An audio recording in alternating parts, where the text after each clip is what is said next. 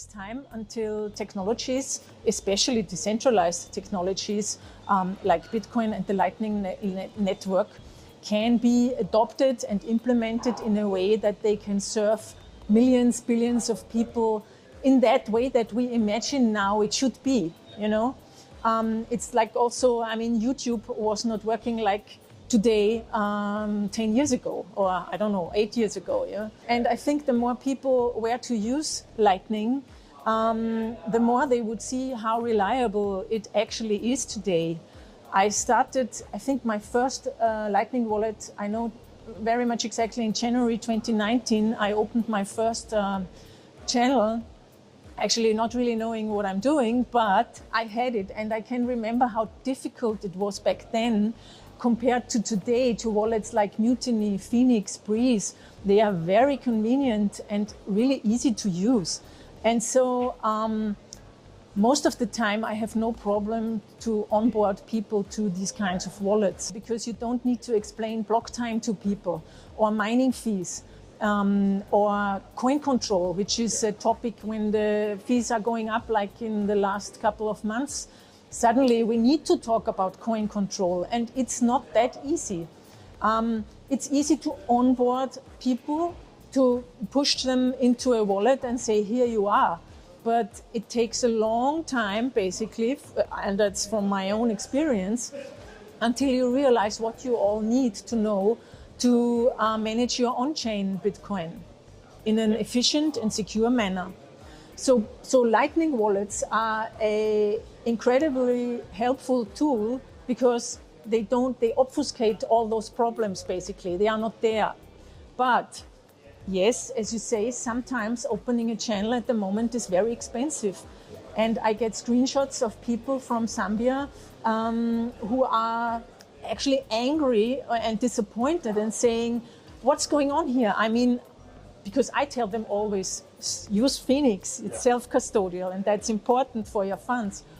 And they show me these screenshots where you see they open the channel with an amount of $80, and suddenly they see it's only 55 left or something inside of the channel, and they are like, what is going on here? Where's my money gone?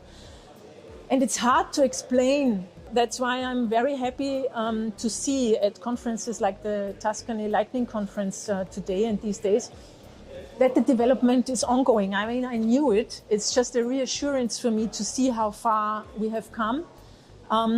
But we need to say it will take some years until the possibilities that we see here today with Bolt 12 and other improvements, like Nostr Wallet Connect, for instance. I mean, I'm totally optimistic that we're getting there where we want, but it takes time.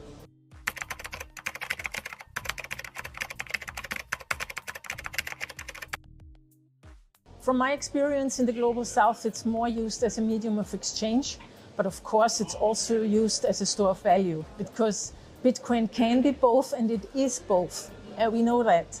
So I think it's funny that there are these discussions, and it seems that more people on Twitter at least think it's a store of value, but that is because those people are all from the US or other Western countries who have the possibility to save. Most people in the Global South can't. And they have far more authoritarian leaders than we do.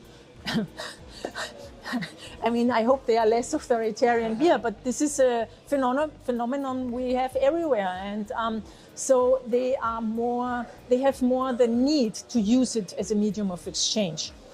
Because you simply can't send money easily in and out of many of these countries, and many African countries also within itself. I believe that the whole discussion is very Western-centric, like not thinking about the needs, or not knowing the needs, because how should you know when you've never been there and never spent time there and never experienced the problems firsthand? And also the solutions that Bitcoin can bring there. So for me, it's both. And I just see that in the, let's say, the global north, it's more seen as a store of value. And in the global south, it's more used as a medium of exchange. In Zimbabwe, for instance, 80% of the cryptocurrency that's being exchanged is Tether, and 20% is Bitcoin. They definitely also use it as a store of value. And for the purpose of having a stable coin, they use Tether. Because it's still not in the minds of people and in the heads of people that over time, the volatility of Bitcoin is lower than their inflation, than their loss of value in the own national currency and in the US dollar.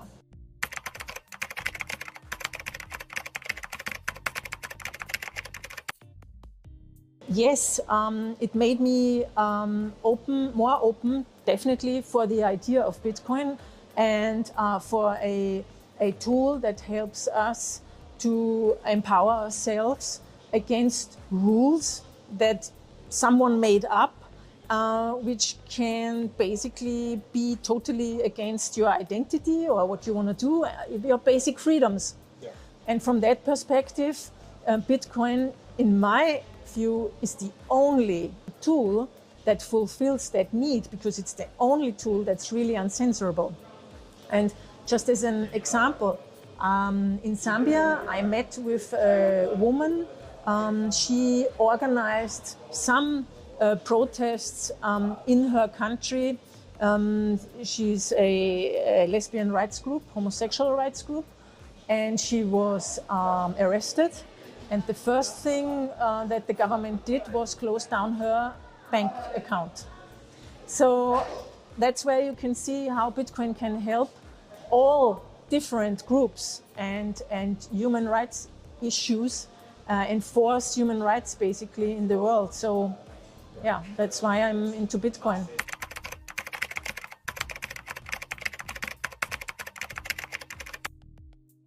The Crack the Orange program, where we have an online learning program for aspiring educators and Bitcoin community founders, builders, to learn everything they need about Bitcoin, to share that knowledge with their communities in their countries. And we have a scholarship program which enables people to do that for free. And the focus is on having at least onboarding 200 of these educators and community builders in a year. We started in last August, and so far we had 120 applications, and so we are on the way. Hello, my name is Anita Posch, and if you liked that video, please subscribe to my channel now to inspire me to create more content like this. And if you want to learn more about Bitcoin, then sign up for my free weekly Bitcoin newsletter at anita.link/news.